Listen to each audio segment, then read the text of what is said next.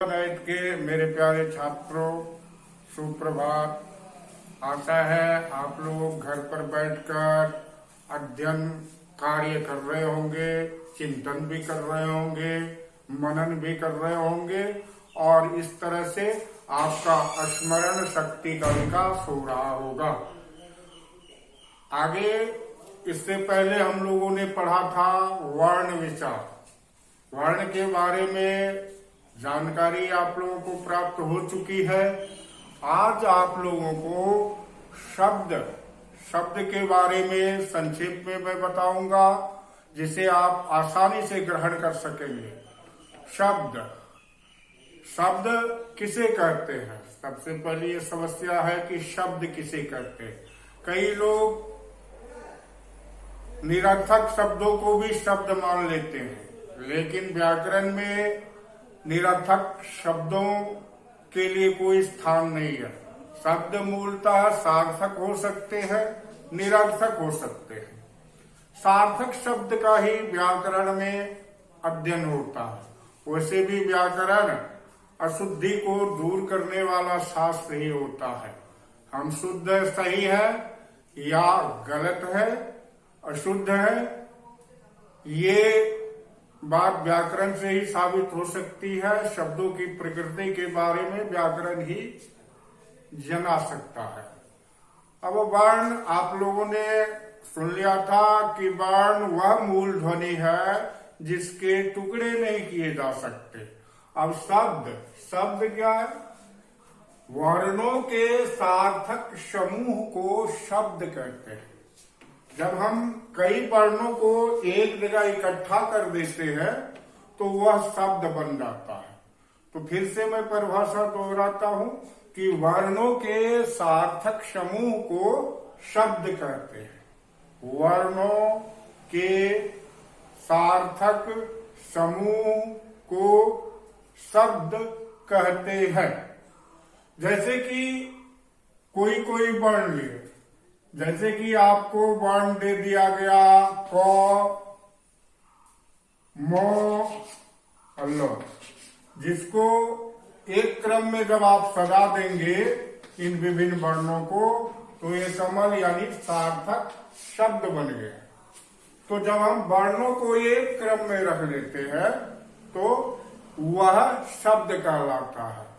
जैसे कि अब भा, ये सौ, ये नौ, इसकी प्रकृति क्या हो सकती है? आप यदि इसको ऐसे भी रख सकते हैं, आप इसको ऐसे भी रख सकते हैं,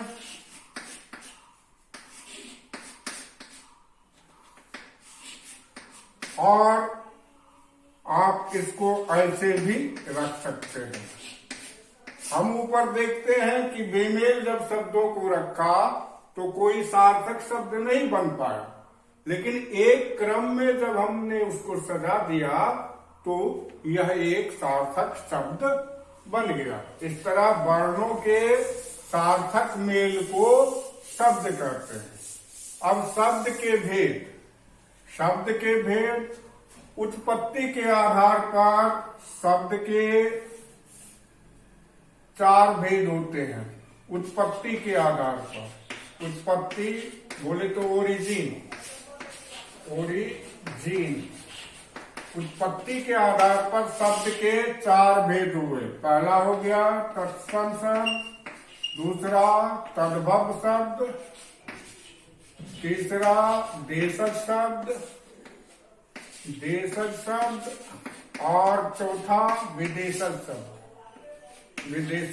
ये उत्पत्ति के आधार पर शब्द के 4 भेद हैं। ठीक है, उत्पत्ति के आधार पर शब्द के 4 भेद हैं। तत्सम, तद्भव, देशज और विदेशज। बारी बारी से अब हम इन चारों शब्दों को देखेंगे, जानेंगे और आप बिल्कुल आसानी से इसे समझ पाएंगे। तत्सम, सबसे पहले हम तत्सम को लेते हैं। तत्सम इसका अर्थ होता है तत् जोड़ सम, उसके जैसा, उसके जैसा, किसके जैसा, किसके जैसा। तो ये देखिए, मैं परिभाषा बोलता हूं तो आप समझ लेंगे कि किसके जैसा। संस्कृत के अधिकांश शब्द हिंदी में उसी रूप में प्रयोग किए जाते हैं। जैसा कि संस्कृत का शब्द है, उसको हूबहू जब हिंदी में ले लिया जाता है तो ऐसे शब्दों को तत्सम शब्द कहते हैं। संस्कृत के ऐसे शब्द जिसका प्रयोग हिंदी में उसी रूप में किया जाता है, उसको तत्सम शब्द कहते हैं। संस्कृत का जैसे शब्द है, जैसे कि कृषि है, संस्कृत का शब्द है लेकिन आप लोग हिंदी में इसी रूप में पढ़ते हैं।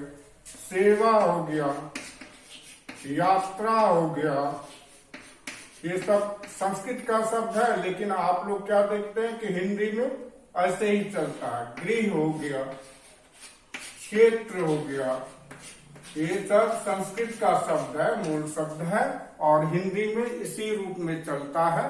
तो इसको कौन सा शब्द कहेंगे? तत्सम शब्द। संस्कृत का ये करोड़ों की संख्या में है, या तो 4-5 उदाहरण हमने दिया, करोड़ों की संख्या में। आप समझिए कि संस्कृत का ऐसा शब्द जो हिंदी में उसी रूप में प्रयोग होता है, उसको तत्सम शब्द कहते हैं। ठीक है, समझ गए होंगे। दूसरा है तद्भव। तद्भव शब्द, तद्भव क्या होता है? उसके जैसा हुआ, उसके जैसा हुआ। किसके जैसा हुआ? जैसा कि संस्कृत है लेकिन उस रूप में नहीं है, उससे थोड़ा रूप बिगड़ गया, तो उसको तद्भव शब्द कहते हैं। तो परिभाषा यूं होगी कि संस्कृत के बिगड़े हुए रूप जो हिंदी में प्रयोग होते हैं उसे तद्भव कहते हैं।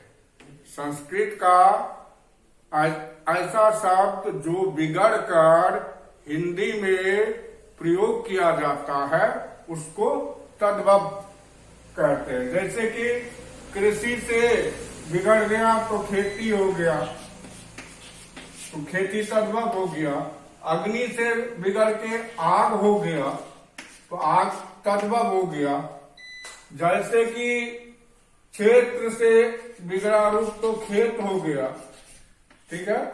गृह से रूप बिगड़ कर घर हो गया, कृषक से बिगड़ा तो किसान हो गया। तो ये सब क्या देख रहे हैं आप लोग कि संस्कृत के शब्दों से ही थोड़ा बिगड़ कर बना है, ठीक है।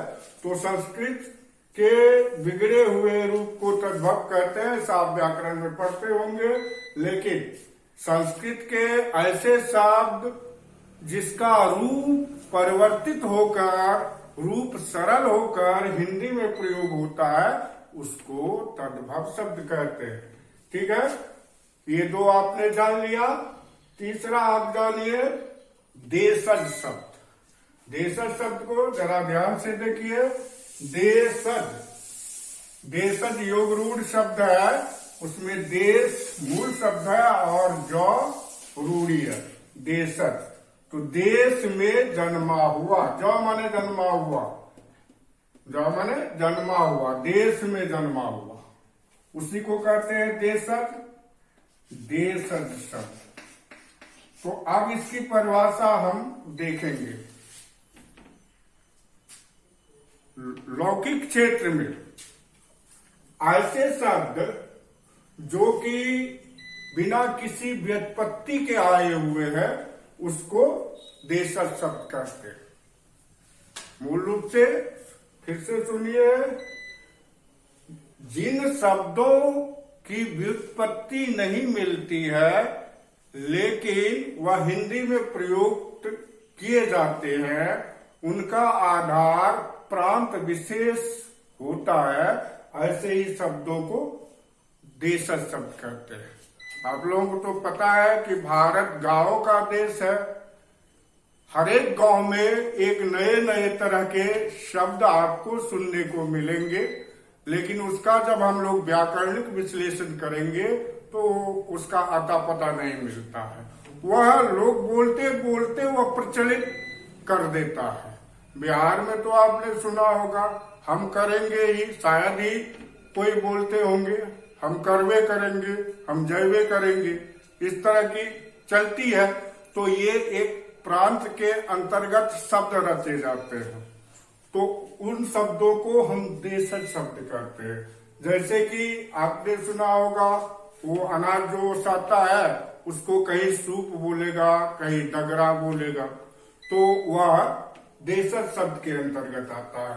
तो देशज शब्द के उदाहरण में जैसे कि आप सुनते ही होंगे, लोटा, डोरी, फुनगी, फुनगी, डिबिया, डिबिया, धोती, धोती, ये सब सारे देशज शब्द है। ढेर सारे हैं, तो अभी सिर्फ उदाहरण मात्र के लिए तो हमने दिया। लोटा, डोरी, फुनगी, डिबिया, है, धोती, ये सब देशज शब्द है। इस सब की व्युत्पत्ति का कहीं पता नहीं चलता।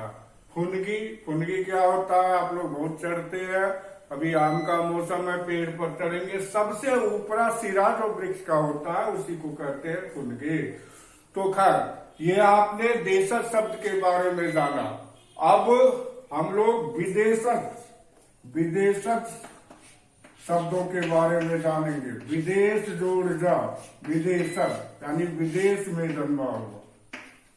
अब हिंदी या हिंदुस्तान एक ऐसी भाषा या मुल्क है जहां की सभी संस्कृति को सम्मान दिया जाता है और सभी की भाषा का आदर किया जाता है। तो हिंदी में करोड़ों शब्द ऐसे हैं जो विभिन्न विदेशी भाषाओं से आए हुए हैं। इनमें तो आप प्रमुख रूप से देखते हैं अंग्रेजी, उर्दू, फारसी, अरबी, डेनिश, फ्रेंच, इतालवी, यूनानी आदि भाषा के शब्द हिंदी में आए हैं। तो जो विदेशी भाषा के शब्द हिंदी में आए हैं उसको विदेशज शब्द कहते हैं।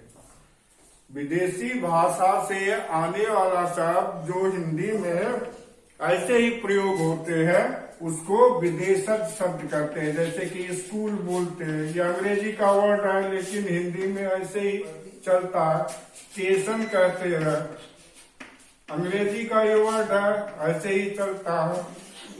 बाल्टी कहते हैं, बाल्टी डेनमार्क का शब्द है, डेनिश भाषा का शब्द है बाल्टी, हिंदी में ऐसे ही चलता है। इसके बाद हम देखते हैं कि दौलत कहते हैं, दौलत कहते हैं, तो फारसी का ये शब्द है, हिंदी में ऐसे ही चलता है। तो ये विदेशी भाषा का शब्द है तो विदेशज हो गया।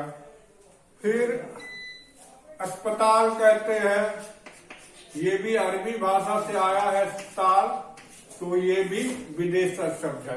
तो कुल मिला के हमने यह देखा जो विदेशी भाषा के शब्द हिंदी में उसी रूप में प्रयोग हो रहे हैं तो उसको हम लोग विदेशज कहेंगे। तो आपने देख लिया उत्पत्ति के आधार पर शब्द के कितने भेद? 4 भेद। चारों भेद का मैंने डिटेल विवेचन दे दिया है। शब्द किसे कहते हैं? वर्णों के सार्थक समूह को शब्द कहते हैं। अब उत्पत्ति के आधार पर शब्द के ये 4 भेद तो पढ़ लिया, अब बनावट के आधार पर पढ़ेंगे, रचना के आधार पर शब्द का भेद पढ़ेंगे। तो ठीक है, आप इस पर जो कार्यक्रम दिया जाएगा वो करेंगे। अभी तत्काल में बनावट के आधार पर शब्द का विवेचन कर देता हूँ। ये उत्पत्ति के आधार पर था, ये बनावट के आधार पर आपको शब्द, बनावट के आधार पर यानी रचना के आधार पर, इसको अंग्रेजी में आप लोग क्या कहते हैं? स्ट्रक्चर।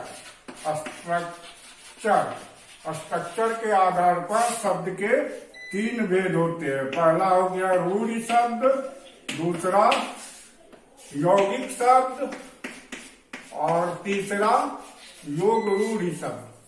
तीसरा है योग रूढ़ शब्द, योग रूढ़ शब्द।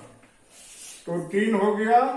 रूढ़ी अब चलता नहीं है, रूढ़ चलता है, तो आप इसको करेक्ट कर ले। रूढ़, रूढ़ शब्द पहला क्या है, रचना के आधार पर शब्द में भेद में, तो रूढ़ शब्द।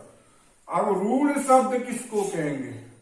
कोई चीज जो लगातार चले आ रहा है, चले आ रहा है, चले आ रहा है, उसको कहते हैं रूढ़, रूढ़ हो जाना। तो रूढ़ शब्द क्या है, इसकी परिभाषा ऐसे देखिए। शब्द का तो मैंने बताया अभी, परिभाषा देखिए कि जिन शब्दों के टुकड़े करने पर दोनों टुकड़ों के, दोनों खंडों के कोई अर्थ नहीं निकलते, उसको रूढ़ शब्द कहते हैं। रूढ़ शब्द ऐसे शब्दों को कहते हैं जब शब्द को हम 2 भाग में बांट देते हैं और दोनों भाग का कोई मतलब नहीं निकलता, कोई अर्थ नहीं निकलता, तो उसको रूढ़ शब्द कहते हैं। जैसे कि रोटी, रोटी का आप टुकड़ा करेंगे, रोटी का टुकड़ा करेंगे तो टुकड़ा करके ही खाया जाता है, यहाँ शब्द की बात है। रोटी शब्द को तो रो एक तरफ और टी एक तरफ, दोनों का अलग अलग कोई अर्थ नहीं होता। इसी तरह कान कहेंगे, कान को काट लेंगे, क्या होगा, दोनों पार्ट का कोई मतलब नहीं होगा, लेकिन जब दोनों एक साथ है तो मतलब हो जाता है। उसी तरह नाक कहेंगे, उसी तरह जल कहेंगे, तो जब दोनों टुकड़ों को अलग कर देते हैं तो उसका कोई अर्थ नहीं होता, और जब जुड़ा हुआ रहता है तो सार्थक होता है। तो जिनके टुकड़े करने पर दोनों खंडों के कोई सही अर्थ नहीं आता है, उसी को रूढ़ शब्द कहेंगे। ठीक है, समझ गए होंगे। यौगिक, यौगिक जानते हैं, योग माने होता है जोड़, यौगिक यानी जुड़ा हुआ, जुड़ा हुआ शब्द यौगिक कहलाता है। यौगिक को अंग्रेजी में कंपाउंड बोलते हैं। यौगिक यानी कि ऐसा शब्द जो 2 शब्दों के योग से बनता है, उसको यौगिक शब्द कहते हैं। तो यौगिक शब्द की परिभाषा क्या होगी? 2 शब्दों के मेल से बने शब्द को यौगिक शब्द कहते हैं। ऐसे शब्द जिसके टुकड़े करने पर दोनों ही खंडों का अर्थ मिलता है, उसको यौगिक कहते हैं। सामान्य तौर से यौगिक को क्या कहेंगे कि 2 शब्दों से बने शब्द, 2 शब्दों से बने सार्थक शब्द को यौगिक शब्द कहेंगे। परिभाषा देंगे तो यौगिक शब्द ऐसे शब्द को यौगिक शब्द कहते हैं जिनके खंड या टुकड़े करने पर दोनों खंडों या टुकड़ों का अलग अलग अर्थ निकलता है। जैसे कि हम कहते हैं रसोई घर, रसोई घर, यहाँ देखिए 2 शब्द जुड़ा हुआ, एक है रसोई और दूसरा है घर। तो रसोई घर अर्थात रसोई के लिए घर, रसोई घर। इसी तरह देखेंगे विद्यालय, विद्यालय में कौन कौन शब्द जुड़ा हुआ है? विद्यालय, विद्यालय में 2 शब्द जुड़ा है, एक तो विद्या है और दूसरा इसमें जुड़ा है आलय। विद्यालय, आलय माने घर, विद्या का घर, तो विद्यालय, विद्यालय। तो विद्यालय भी यौगिक शब्द हो गया, क्योंकि आप देख रहे हैं कि 2 शब्द जुड़ा हुआ है। इसी तरह यदि हम कहते हैं धर्मशाला, धर्मशाला, तो इसमें भी 2 शब्द जुड़े हुए हैं, धर्म और शाला, धर्म और शाला, तो ये भी यौगिक हो गया। हाँ, इसी तरह जलपान, जल और पान, जल और पान, जलपान, तो यौगिक हो गया, यौगिक हो गया। तो इतना तक आप समझ गए। अब आप योग रूढ़ शब्द को देखेंगे। उत्पत्ति बनावट के आधार पर तीसरा भेद योग रूढ़ शब्द है। योग रूढ़ शब्द किसको कहते हैं? जिसमें एक मूल शब्द और एक रूढ़ शब्द होता है, उसको योग रूढ़ कहते हैं। रूढ़ शब्द आप पहले ही जान गए कि जिसका टुकड़ा करने पर कोई अर्थ नहीं निकलता। तो योग रूढ़ शब्द ऐसे शब्द को कहेंगे जिसमें कि एक मूल शब्द और एक रूढ़ शब्द हो और उसका विशेष अर्थ हो। जैसे कि आप लोग कहते हैं पंकज। यहाँ पंकज में आप देख रहे हैं कि पंक मूल शब्द है और जौ रूढ़ है। जौ का रूढ़ शब्द है जिसका कि अपना विशेष अर्थ होता है। पंक माने तो कीचड़ हो गया, जौ माने जन्मा हुआ, कीचड़ में जन्मा हुआ। इसी तरह जब हम जलद कहते हैं तो जल मूल शब्द है और द रूढ़ शब्द है। जल माने पानी, द माने देने वाला, द माने देने वाला, पानी देने वाला अर्थात जलद। इसी तरह आपको एक शब्द और दे रहे कारक। कारक में कार मूल शब्द है और क रूढ़ शब्द है। कारक कार यानी कि कार्य, अकमन करने वाला, कार्य करने वाला। जैसे कि हम कहते हैं सर्वज्ञ। सर्वज्ञ तो यहाँ सर्व मूल शब्द है और ज्ञ रूढ़ शब्द है। ज्ञ माने जानने वाला, सर्व माने सब कुछ, जो सब कुछ जानता है उसको सर्वज्ञ कहते हैं। तो मूल रूप से आपने देख लिया कि योग रूढ़ में एक मूल शब्द होगा और एक रूढ़ शब्द होगी। एक मूल शब्द होगा, एक रूढ़ शब्द होगा। अब आपको यहाँ शब्द के दो तरह से हमने भेद अभी बताया। एक तो उत्पत्ति के आधार पर 4 भेद बताया, दूसरा आपको हमने बनावट या रचना के आधार पर 3 भेद बताया। इस पर आपको गृह कार्य दिया जा रहा है, घर में बना करके हमको बताएंगे 6, 7 और 8 वर्ग वाले जो भी छात्र हैं। तो इसमें जो 4, 3, 7 भेद जो शब्द के है, सबकी परिभाषा आप लिखेंगे और सबके 5-5 उदाहरण देंगे। जो भेद है सभी के 5-5 उदाहरण परिभाषा लिख करके, ठीक है। क्या करेंगे तो उत्पत्ति के आधार पर चारों शब्द के भेद लिखेंगे, उसकी परिभाषा लिखेंगे और 5-5 उदाहरण देंगे जो मैंने बताया उससे अलग। इसी तरह रचना के आधार पर जो मैंने 3 शब्द के भेद बताए, उसकी परिभाषा बताया, उदाहरण बताया, आप लोग उसकी परिभाषा को सही से लिखेंगे और उदाहरण वो देंगे जो हमने यहाँ नहीं बताया। आशा है आप लोगों ने आज काफी कुछ सीख लिया है। आगे और भी बने रहिए हमारे साथ, हम बताते रहेंगे। अगले दिन आपके पाठ से हम बताएंगे। तब तक आप ये प्रसन्न रहे, खुश रहे, मन लगाकर पढ़े। मैं यही चाहता हूँ। आपके उज्जवल भविष्य की शुभकामना के साथ मैं आपसे आज के लिए विदा लेता हूँ। फिर मिलते हैं बहुत जल्द। धन्यवाद।